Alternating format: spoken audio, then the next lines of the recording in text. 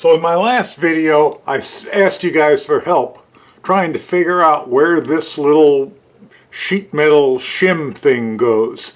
And a couple people have emailed me and somebody has responded in the comment section, and they've all been good ideas, but they're not right.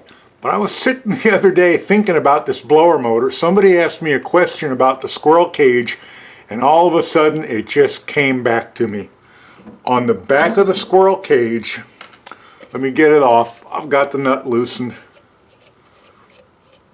But on the back of the squirrel cage, and this is a plastic squirrel cage. If you have a metal one, this part may not be there.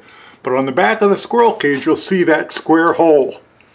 These two bent out parts in this, they fit right in that square hole.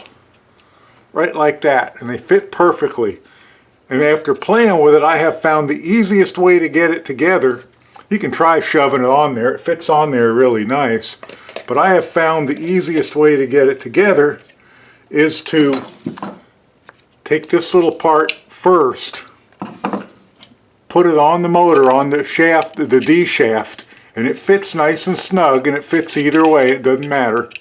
But with those little metal tabs out, put that on with the square hole facing it, put it down, and it'll fit right on that. And there's no way to get it wrong because it all lines up on that D shaft. And I guess that's to keep the motor from spinning the shaft, you know, from spinning that D right out of the plastic shaft, that flat spot, because this motor has a boatload of power. And it probably wouldn't have been a problem in the old one, but in this one it probably would have been. Put your nut back on. I'm going to put a little Loctite on it, and that's where that part goes. Thanks to everybody who answered. That's it for this time. Bye for now.